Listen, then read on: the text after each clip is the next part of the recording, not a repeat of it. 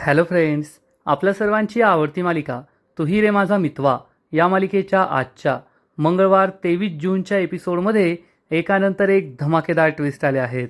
मग नेमकं असं घडलंय तरी काय? तर फ्रेंड्स, आजचा एपिसोड खूप भारी होता.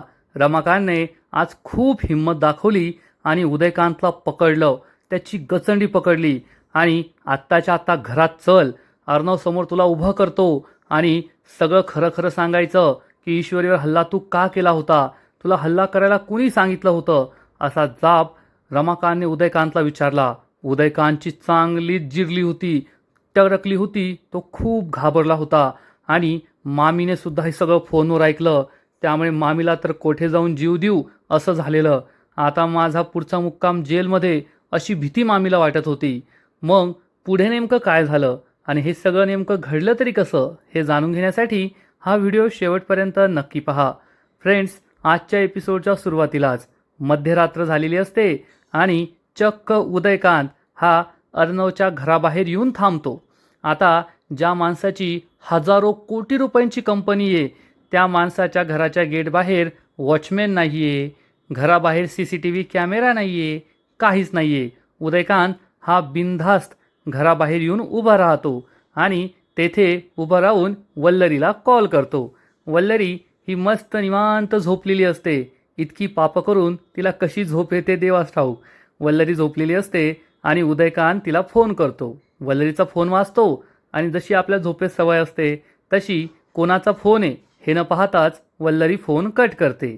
उदयकांतला खूप राग येतो, पण आता उदयकांत वल्लरीला भेटायलाच आलाय, त्यामुळे तो काही हार मानत नाही आणि उदयकांत पुन्हा एकदा वल्लरीला कॉल करतो. वल्लरीची झोपमोड होते आणि मामासुद्धा थोडा झोपमोड झाल्यासारखाच असतो, पण तो उठत नाही. पण वल्लरी उठते आणि आपला मोबाईल पाहते तर वल्लरीच्या डोळ्यावरची झोप उडूनच जाते, कारण तिला दिसतं की सैतान म्हणजेच उदयकांतचा कॉल आलाय. वल्लरी विचार करते, आता हा सैतान कशाला कॉल करतोय. वल्लरी ही मामाकडे पाहते. मामा झोपलेला असतो आणि वल्लरी ही पुन्हा एकदा फोन कट करते. त्यामुळे उदयकांत चिडतो, पण उदयकांतने ठरवलंय आज हार मानायची नाही. एवढ्या लांब आलोय तर पैसे घेऊनच जायचे. त्यामुळे उदयकांत पुन्हा एकदा वल्लरीला कॉल करतो.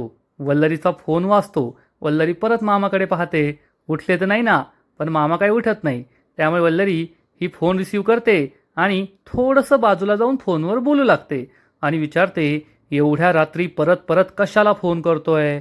तर उदयकांत सांगतो, कसं आहे ना, मला तुझी खूप आठवण येत होती म्हणून तुला कॉल केलाय. वल्लरी चिडून म्हणते, काय बोलतोय तुझं तुला तरी कळतंय का?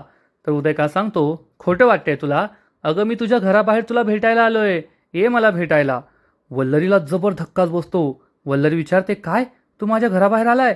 उदयकांत सांगतो, हो, तुझ्या घराबाहेरच उभा आहे मी, आणि जर तू मला भेटायला बाहेर आली नाही तर मी अर्णवला जाऊन भेटेल.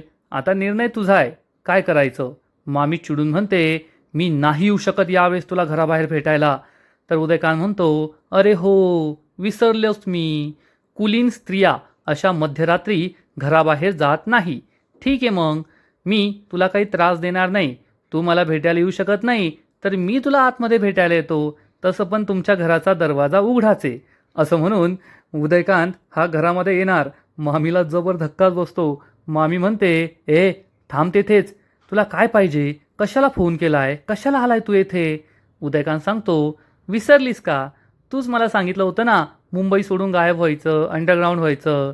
आता मुंबईच्या बाहेर जायचं म्हटल्यावर पैसा तर लागणारच ना, आणि आपण मोठी माणसं आहोत. असं बिन पैशाचं फिरायला मला आवडत नाही. माझ्या इज्जतीला ते शोभेचं नाही. त्यामुळे मला पैसे हवेत, पैसे आणून दे. मामी चिडून म्हणते, नाही आहेत माझ्याकडे पैसे, कुठून देऊ तुला. उदयकांत म्हणतो, नाही आहे का, ठीक आहे. आता तू पैसे द्यायला तयार नाही आहे तर मी अर्णवला सगळं सत्य सांगून टाकतो आणि माफीचा साक्षीदार होतो. म्हणजे अर्णव मला पैसे देईल, मला माफी पण मिळेल आणि तू जाशील तुरुंगात खडी फोडायला. मामीला जबर धक्काच बसतो. या आता काय करावं मामीला कळतच नाही. आणि तेवढ्यात रमाकांत घराचा मुख्य दरवाजा बंद करायला येतो. आता घरामध्ये सगळे झोपलेत, पण घराचा मुख्य दरवाजा कुणीच बंद केलेला नाही आहे. घराचं मेन गेटसुद्धा उघडं आहे. तेथे CCTV नाही आहे, तेथे वॉचमॅन नाही आहे. असे कसे घरचे देवाला माहीत. आणि रमाकांत हा घरचा दरवाजा बंद करतो. दरवाजा बंद करेपर्यंत तो बाहेर पाहत नाही की कोण आहे. दरवाजा बंद केल्यावर तो छोट्याशा खिडकीतून बाहेर पाहतो आणि तेवढ्यात त्याला एक माणूस फोनवर बोलताना दिसतो. उदयकांत पाठमोरा असतो, त्यामुळे रमाकांत उदयकांतला ओळखत नाही, पण कुणीतरी आहे हे रमाकांतच्या लक्षात येतं. इकडे उदयकांत वल्लरीला विचारतो, येऊ का आतमध्ये, भेटू का अर्णवला? तर वल्लरी चिडून म्हणते, अरे पण आत्ता माझ्याकडे पैसे नाहीये ना. उदयकांत म्हणतो, ठीक आहे मग, मी तुला 24 तासांची मुदत देतो. 24 तास म्हणजे किती असतात माहिती आहे का? हजारो मिनटं असतात, हजारो मिनटं. एवढा वेळ देतोय मी तुला. 24 तासानंतर मी परत येथे येणार. मला पैसे हवेत आणि पैसे नाही भेटले तर काय होईल माहिती आहे ना तुला? मामी म्हणते, देते, 24 तासांनी तुला पैसे देते. तर उदयकांत म्हणतो, well done beautiful girl, sorry beautiful lady. आणि उदयकांत हसू लागतो. मामी खूप चिडते. उदयकांत फोन कट करणार इतक्यात रमाकांत त्याच्या खांद्यावर हात ठेवतो. उदयकांत घाबरून मागे पाहतो तर चक्क रमाकांत उभा असतो. रमाकांतला पाहून उदयकांतच्या पायाखालची जमीनच सरकते. रमाकांतला सुद्धा आश्चर्य वाटतं की हा तर उदयकांत आहे. रमाकांत म्हणतो, उदयकांत तू येथे. आणि उदयकांतची चक्क तो गचंडी पकडतो. मामी हे सगळं फोनवर ऐकत असते. मामीला जबर धक्का बसतो, पण मामीला कळत नाही की रमाकांतने उदयकांतला पकडलंय. मामी विचार करते, हा कोणाचा आवाज होता, कोण आलं असेल? आणि इकडे रमाकांत उदयकांतची गचंडी पकडतो आणि म्हणतो, चल माझ्याबरोबर आतमध्ये, तुला अर्णव समोर उभा करतो, सगळं कबूल कर, तुला हे कुणी करायला सांगितलं सगळं खरं खरं सांग. उदयकांत म्हणतो, सोड मला, सोड मला. रमाकांत म्हणतो, आज तुला सोडणार नाही, आज तुला तोडणार. रमाकांत उदयकांतची गचंडी पकडून त्याला आतमध्ये नेणार. इतक्यात उदयकांत त्याचा हात स्वतःच्या गचंडीहून सोडवतो आणि त्याला जोरात धक्का देतो. रमाकांत हा जमिनीवरच जाऊन पडतो आणि उदयकांत तेथून पळून जातो. रमाकांत त्याला पकडण्यासाठी उठण्याचा प्रयत्न करतो, पण त्याच्या कमरेला खूप लागलेलं असतं आणि रमाकांतला काही जागेवरून उठता येत नाही आणि त्याला खूप जोरात दुखतं. रमाकांत म्हणतो, स्वामी खूप दुखतंय. आणि तो जोर जोरात आवाज देऊ लागतो, अर्णव, ईश्वरी, अविनाश, आकाश, लवकर बाहेर या. वल्लरी जागीच असते. वल्लरी रमाकांतचा आवाज ऐकते आणि खूप घाबरते. इकडे ईश्वरी आणि अर्णव सुद्धा झोपलेले असतात. त्यांना सुद्धा रमाकांतचा आवाज येतो. अर्णव ईश्वरीला उठवतो, मी सिंदूर उठ. ईश्वरीला समजतं हा तर बाबांचा आवाज आहे. आणि मग ईश्वरी आणि अर्णव हे दोघेही आपल्या रूम बाहेर धावतात. इकडे वल्लरीला समजतं की आता अविनाश उठणार आणि वल्लरी ही अविनाशच्या शेजारी जाऊन बसते, जसे काय आत्ताच झोपेतून उठली आहे, आणि विचारते, अहो कोणाचा आवाज आहे? आणि मामा हा लगेच उठून घराबाहेर धावतो. वल्लरी ही सुद्धा त्याच्या मागे जाणार तर विचार करते, अरे देवा, हा तर रमाकांतचा आवाज दिसतोय. रमाकांतने उदयकांतला पकडलं असेल का? मी बाहेर जाऊ का? नको नको, लपून पाहते काय झालं असेल. हा विचार करून मामीला खूप टेन्शन येतं. अर्णव आणि ईश्वरी हे घराच्या मुख्य दरवाजाजवळ येतात आणि रमाकांत जमिनीवर पडलाय, वेदनेने विव्हळतोय. हे पाहून हे दोघे खूप घाबरतात आणि उदयकांतकडे धावत पळत जातात. अर्णव विचारतो, कसं काय पडला तुम्ही? हे सगळं कसं झालं? तोपर्यंत आकाश, नम्रता, मामा, अंजली, आजी सगळे तेथे पोहोचतात. रमाकांत म्हणतो, अरे त्याने ढकललं मला, त्याने. अर्णव विचारतो, कोण तो? रमाकांत उत्तर देतो, अरे माझा छोटा भाऊ उदयकांत. हे ऐकून सगळ्यांना मोठा धक्काच बसतो. अर्णव विचारतो, उदयकांत? रमाकांत सांगतो, उदयकांत येथे आला होता, मला धक्का देऊन गेट बाहेर पळालाय. अर्णव हा लगेच गेट बाहेर जातो आणि उदयकांतला शोधण्यासाठी धावतो. मामी हे सगळं दरवाजामागे लपून ऐकत असते. मामी खूप घाबरते. आता जर हा उदयकांत अर्णवच्या हाती लागला मग माझा विषय संपला. मामीला काय करावं कळतच नाही. ईश्वरी विचारते, पण बाबा तुम्ही कसे पडला? रमाकांत सांगतो, त्या उदयकांतने मला धक्का दिला. रमाकांतला खूप दुखत असतं. मग आकाश, अंजली, मामा सगळेजण रमाकांतला कसंबसं उठवतात आणि त्याला घरात घेऊन येतात. तोपर्यंत अर्णवसुद्धा बाहेरून शोधून येतो आणि त्याला कोणीच सापडत नाही. अर्णव आतमध्ये येतो. सगळे विचारतात, काय झालं? अर्णव सांगतो, मी बाहेरून जाऊन आलो, पण बाहेर कुणीच नव्हतं. रमाकांत सांगतो, पण तो तर बाहेरच पळाला होता. सगळ्यांना प्रश्न पडतो की उदयकांत घरी कसा आला? आणि तेवढ्यात मामी एक प्लॅन बनवते. मामी ही रमाकांतला डायरेक्ट विचारते, तुम्ही काही नशाबिशा करता का हो? हे ऐकून रमाकांतला जबर धक्काच बसतो. रमाकांत विचारतो, वल्लरी हे काय बोलतेस तू? तर वल्लरी म्हणते, तुम्ही साधू होतात, देवधर्माचं काम करता, याचा अर्थ तुम्ही नशा करत असं होत नाही. मी असे अनेक साधू पाहिलेत जे तंद्री लागावा म्हणून फू फू असा इशारा ती करते. तर ईश्वरी चिडून म्हणते, "ओ मामी, काय बोलताय तुम्ही? बाबा 24 तास फक्त देवाचं नाव घेतात." तर मामी चिडून म्हणते, "ए, तू गप ग. तुला काय माहीत? तू नको तुझी अक्कल पाजळू." मग असं कसं यांना उदयकांत दिसला? ज्या माणसाला पोलीस शोधताय अख्ख्या मुंबईभर, तो आपल्याच घराबाहेर कसा आला? आणि त्या दिवशी मला हे पण सांगत होते, की रमाकांतने मला पाहिलं. मला मनी गार्डनमध्ये पाहिलं, पण मी त्या दिवशी घरीच नव्हते. हो की नाही? मामा म्हणतो, "वल्लरी, कोठे काय बोलायचं ना ते तुला कळतच नाही." वल्लरी म्हणते, "मला सगळं चांगलं कळतं, फक्त मी स्पष्ट बोलते त्यामुळे सगळ्यांना ते कडू वाटतं." रमाकांत चिडून म्हणतो, "वल्लरी, तो उदयकांतच होता. मी माझ्या सख्ख्या भावाला ओळखायचो नाही का? तो उदयकांतच होता." आणि हे बोलताना रमाकांतला ठसका लागतो.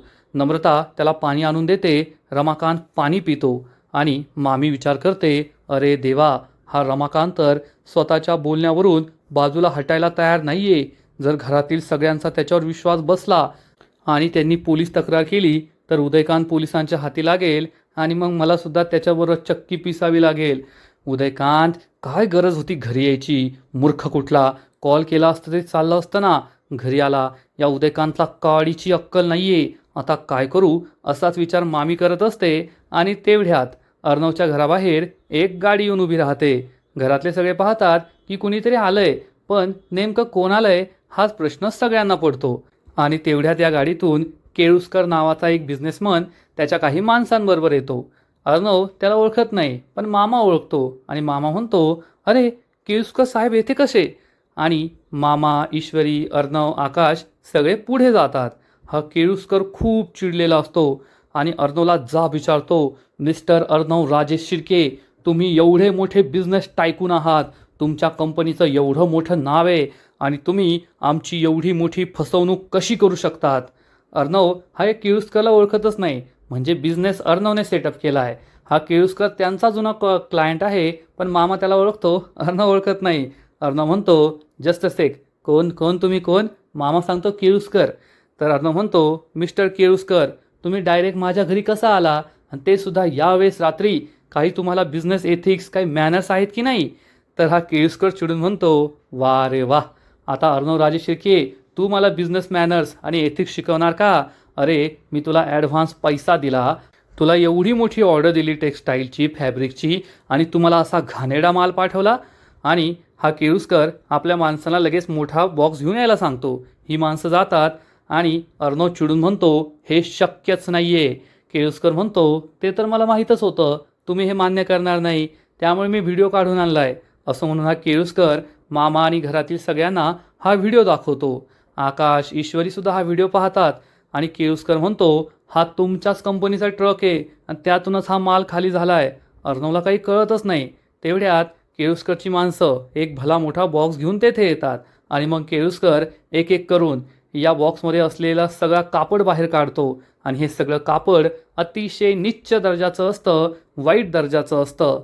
हे पाहून घरातील सगळ्यांना जबर धक्काच बसतो. केळुसकर चिडून म्हणतो, "ओ अर्णवराजे शिर्के, स्वतःला खूप मोठे बिझनेस टायकून म्हणून तुम्ही संबोधता ना, आणि हे काय केलं हो तुम्ही? इतका खराब क्वालिटीचा माल मला दिला. तुम्हाला काही कळतं की नाही? अहो, तुमच्या जीवावर मी 5,000 शर्टची ऑर्डर घेतली होती. तुमचं नाव मार्केटमध्ये खूप मोठं आहे. तुमचा माल भारी क्वालिटीचा असतो म्हणून तुम्हाला ऑर्डर दिली आणि तुम्ही अशा घाणेरड्या क्वालिटीचा कपडा आम्हाला पाठवला. आता मी काय करायचं? मी समोरून पैसे घेतले आहेत. ते 5,000 शर्टची ऑर्डर मी कशी पूर्ण करायची?" तर अर्णव चिडून म्हणतो, "हो मिस्टर केळुसकर, ऐकून घेतोय म्हणून जास्त बोलायचं नाही, नाहीतर यू नो मी." मामा अर्णवला शांत करत म्हणतो, "अर्णव शांत हो. मिस्टर केळुसकर, चला आपण बाहेर जाऊया, बाहेर जाऊन बोलूया." तर हा केळुसकर चिडून म्हणतो, "आता बाहेर जाऊन बोलून काय फायदा नाही आहे. तुम्ही माझं खूप मोठं नुकसान केलं आहे. तुम्हाला कळतंय का माझ्या कंपनीचं तुमच्यामुळे किती मोठं नुकसान होणार आहे? आता मी तुम्हाला काही सोडणार नाही आहे. मी तुमच्या विरुद्ध लीगल ॲक्शन घेणार आहे, लीगल ॲक्शन." अर्णव, ईश्वरी, मामा, आकाशला मोठा धक्काच बसतो. मामा म्हणतो, "मिस्टर केळुसकर, शांत व्हा. तुम्ही आमचे सगळ्यात जुने क्लायंट आहात. आजपर्यंत कधी असं घडलंय का?" केळुसकर चिडून म्हणतो, "आजपर्यंत कधी घडलं नव्हतं म्हणून तर मी तुम्हाला ऑर्डर देत आलोय, पण तुम्ही माझा खूप मोठा विश्वासघात केला आहे. बिझनेस असा करायचा नसतो. आता मी तुम्हाला डायरेक्ट कोर्टात भेटणार. मी तुमच्या विरुद्ध लीगल ॲक्शन घेणार." असं म्हणून हा केळुसकर रागारागाने जाऊ लागतो. तर ईश्वरी त्याला थांबवते आणि म्हणते, केळुसकर सर 2 मिनटं थांबा. तुम्ही आमच्या कंपनीचे सगळ्यात जुने क्लायंट आहात. आजपर्यंत आम्ही कधी तुम्हाला चुकीचा माल दिलाय का? तुम्हाला राग यावा किंवा आम्हाला 2 पैसे जास्त कमवता यावे म्हणून आम्ही असं कधी करू का? थोडा विचार तर करा ना. केळुसकर चिडून म्हणतो, तुम्ही व्हिडिओ पाहिलाय ना?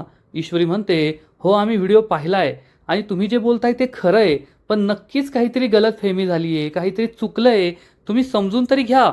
तर हा केळुसकर चिडून म्हणतो, आता काहीच समजून घ्यायचं नाही, आता डायरेक्ट कोर्टात भेटायचं, सी यू इन कोर्ट अशी धमकी देऊन हा केळुसकर तेथून निघून जातो. अर्णवला खूप राग आलेला असतो. घरातले सगळे टेन्शनमध्ये असतात की अचानक हे सगळं काय होतंय आणि असा खराब क्वालिटीचा माल या केळुसकरला कसा पोहोचला.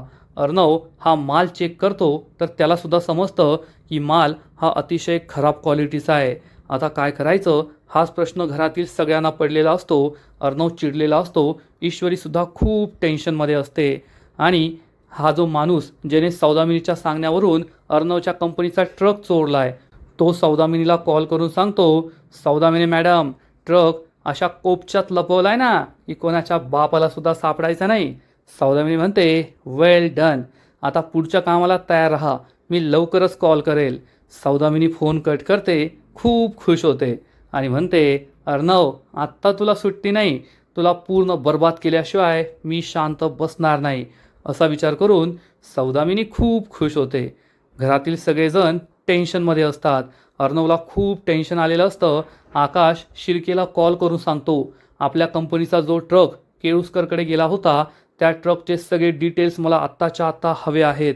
आणि मग आकाश अर्णवजवळ येतो आणि अर्णवला CCTV फुटेज दाखवतो की आपल्या कंपनीतून निघालेला ट्रक हा एकदम वेळेत बाहेर पडला होता. अर्णव हा व्हिडिओ पाहतो आणि आकाशला विचारतो, जेव्हा हा ट्रक आपल्या कंपनीच्या बाहेर पडला तेव्हा आपला मॅनेजर येथे नव्हता का? आकाश सांगतो, नाही मॅनेजर नव्हता. अर्णव विचारतो, म्हणजे?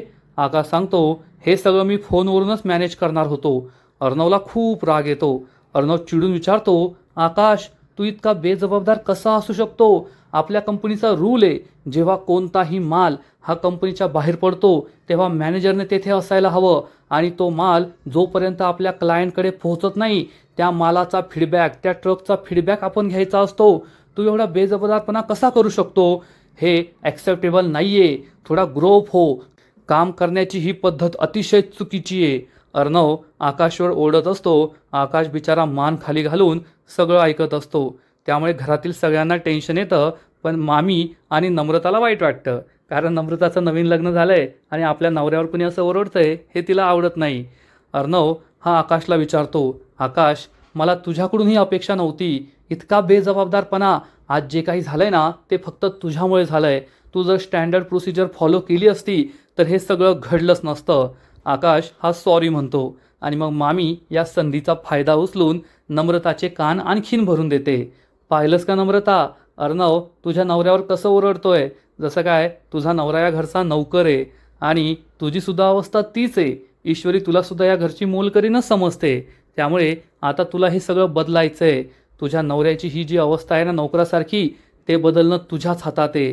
तू जर ईश्वरीला हरवून ती कॉम्पिटिशन जिंकली तर या घरात तुझं स्थान आणि तुझ्या नवऱ्याचं स्थान आणखीन बळकट होईल, एवढं लक्षात ठेव. आणि नम्रता हे सगळं चांगलंच लक्षात ठेवते आणि आकाश हा अर्णवला सॉरी म्हणतो, सॉरी दादा, खरंच माझी खूप मोठी चूक झाली. मी स्टँडर्ड प्रोसिजर फॉलो करायला हवी होती. माझ्या मॅनेजरला तेथे पाठवायला हवं होतं, पण मी बेजबाबदारपणा केला. अर्णव म्हणतो, आकाश आता या सगळ्यांचा विचार करून फायदा नाही आहे. आपल्या कंपनीच्या ट्रक्समध्ये GPS ट्रॅकर आहे, ते सगळं चेक कर आणि मला एक गोष्ट सांग, आपल्या कंपनीपासून त्या केळुसकरची कंपनी किती लांब आहे? आकाश सांगतो, 2 तास लागतात. अर्णव म्हणतो, ठीक आहे, ट्रॅफिक लागलं असेल, काही झालं असेल तर 3 तास, 3.5 तास. मामा म्हणतो, पण ट्रकला जायला 4.5 तास लागले. आणि मग आकाश GPS ट्रॅकर चेक करतो. आकाशला मोठा धक्काच बसतो. तो म्हणतो, ओ माय गॉड.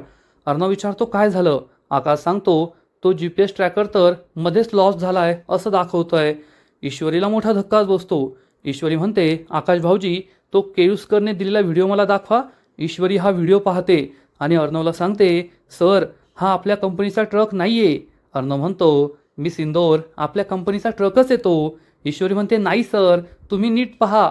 हे जे आहे ना आपल्या कंपनीचं पेंट केलेलं ट्रक नाही आहे, तर हा फक्त फ्लेक्स लावल्यासारखा दिसतोय, बाजूने निघालाय. अर्णव बारकाईने पाहतो आणि अर्णवला सुद्धा हे पटतं. अर्णव म्हणतो, बरोबर आहे मिस इंदोर, याचा अर्थ हा आपल्या कंपनीचा ट्रक नाही आहे.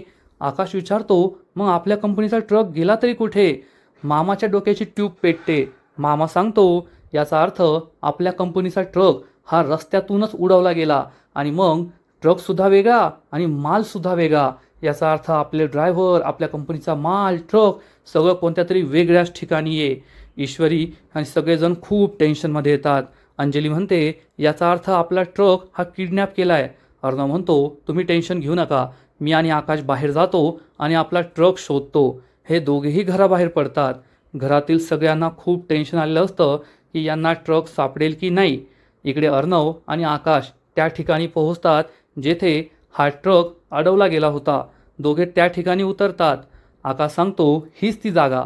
अर्णव म्हणतो, आपण आजूबाजूला शोधावा, काहीतरी क्लू नक्की मिळेल. हे दोघे मोबाईलच्या टॉर्च लाईटमध्ये काही मिळतंय का ते शोधत असतात, पण त्यांना खूप वेळ काही सापडतच नाही. आकाश म्हणतो, आपण टाईम वेस्ट करतोय. आपला ट्रक, माल त्यांच्याकडे, त्याचा काही इल्लिगल यूज होण्याआधी आपण पोलीस कंप्लेंट करूया. अर्णवला सुद्धा हे पटतं आणि मग हे दोघेही पोलीस कंप्लेंट करायला जातात. इकडे मामी रूममध्ये येते आणि मामीला आठवतं की आज उदयकांत आपल्या घरी आला होता. रमाकांतने त्याला पकडलं होतं, पण रमाकांतला धक्का देऊन तो निघून गेला. मग रमाकांतने घरातील सगळ्यांना सांगितलं की उदयकांत घरी आला होता. मी त्याला खोटं पाडण्याचा प्रयत्न केला, पण त्याने मलाच गप्प बसवलं. हे सगळं आठवतं वल्लरीला. वल्लरीला खूप टेन्शन येतं. वल्लरी म्हणते, आज माझा जीव जाता जाता वाचलाय. जर त्या रमाकांतने उदयकांतला पकडलं असतं तर मी संपले असते. नाही नाही नाही, मला ही रिस्क घेऊन चालणार नाही. तो केळुसकर वेळेवर आला, सात्विक फॅशनची तक्रार केली म्हणून सगळ्यांचं लक्ष विचलित झालं. नाहीतर सगळ्यांनी पोलीस कंप्लेंट केली असती आणि तो उदयकांत पोलिसांच्या हाती लागला असता. मला आता इतकं बेसावध राहून चालणार नाहीये. मला काहीतरी करावंच लागणार आहे. पण मी काय करू, हाच प्रश्न मामीला पडतो. मामीला खूप टेन्शन आलेलं असतं. आता मी स्वतःचा जीव कसा वाचवायचा, अर्णव आणि ईश्वरीपासून कसं वाचायचं, त्या उदयकांतला कसं गायब करायचं, हाच प्रश्न मामीला पडतो. आणि आजचा एपिसोड येथेच संपतो. फ्रेंड्स, तू ही रे माझा मितवा या मालिकेचा आजचा एपिसोड खरंच खूप भारी होता, इंटरेस्टिंग होता. मामी ही खरंच थोडक्यात वाचली आहे. नाहीतर रमाकांतच्या हाती उदयकांत लागला असता तर मामीचं पोलीस स्टेशनमध्ये तुरुंगातच एंट्री होती, एवढं मात्र खरं. तू ही रे माझा मितवा या मालिकेचा आजचा एपिसोड तर खूप भारी होता, पण या मालिकेचा पुढील एपिसोड आणखीन भारी असणारे, आणखीन मोठा ट्विस्ट या मालिकेत येणारे. मग नेमकं घडणार तरी काय? तर फ्रेंड्स, या मालिकेच्या पुढील एपिसोडमध्ये आपण पाहू, ईश्वरी अर्णवला विचारेल की आपल्या कंपनीचे 60% शेअर त्या सौदामिनीच्या नावावर आहेत. मग सौदामिनी स्वतःच्याच कंपनीची बदनामी का करेल? तिने आपल्या कंपनीचा ट्रक का चोरला असेल? अर्णव हा ईश्वरीला समजावून सांगेल, कारण तिला आपल्या कंपनीचं काही देणं घेणं नाही आहे. तिला पैशांचं देणं घेणं नाही आहे. तिला फक्त मला बर्बाद करायचं आहे आणि त्यासाठी ती कोणत्याही थराला जाऊ शकते. ईश्वरीला सुद्धा हे पटणार आणि मग ईश्वरी आणि अर्णव सौदामिनीच्या ऑफिसमध्ये जातील. तेव्हा सौदामिनी म्हणेल की हे युद्ध आहे, युद्ध, आणि या युद्धामध्ये माझ्यासाठी कोणतेही रूल नाही आहेत. अर्णव, मला माझ्या मुलीचा बदला घ्यायचा आहे, तुला बर्बाद करायचं आहे आणि त्यासाठी मी वाटेल ते करणार, ते करायला मी तयार आहे. आणि तुमचं काउंटडाऊन सुरू झालं आहे, एवढं लक्षात ठेवा. ईश्वरी ही सौदामिनीला बोट दाखवून म्हणेल, सौदामिनी, आमचं नाही तर तुमचं काउंटडाऊन सुरू झालं आहे, एवढं लक्षात ठेवा. आम्ही ती स्टार ग्लोबची कॉम्पिटिशन नक्की जिंकणार, 100 कोटींची इन्व्हेस्टमेंट मिळवणार आणि मग तुमचे 200 कोटी तुमच्या तोंडावर फेकून मारणार आणि आम्हीच ही कॉम्पिटिशन जिंकणार, एवढं लक्षात ठेव. अर्णवसुद्धा सौदामिनीला ठणकावून सांगेल की आम्ही फक्त बोलत नाही आहे, तर आम्ही करून दाखवणार आणि कोणत्याही परिस्थितीत माझ्या आईच्या नावाने सुरू केलेली ही सात्विक फॅशन तुमच्या तावडीतून सोडवणारच. मला बर्बाद करण्याचं तुमचं स्वप्न हे नेहमी स्वप्नच राहून जाईल, ते कधीच सत्यात उतरणार नाही. फ्रेंड्स, तू ही रे माझा मितवा या मालिकेचा आजचा एपिसोड खरंच खूप भारी होता. तुम्हाला आवडला का? नक्कीच कमेंट करून सांगा. आणि या मालिकेचे असेच नवीन नवीन एपिसोड, नवीन नवीन अपडेट सर्वात आधी पाहण्यासाठी व्हिडिओला लाईक करा, शेअर करा, चॅनलला सबस्क्राईब करून बेल आयकॉनवर क्लिक करा. म्हणजे या मालिकेचे नवीन नवीन एपिसोड तुम्हाला सर्वात आधी पाहायला मिळतील. खूप खूप खूप धन्यवाद.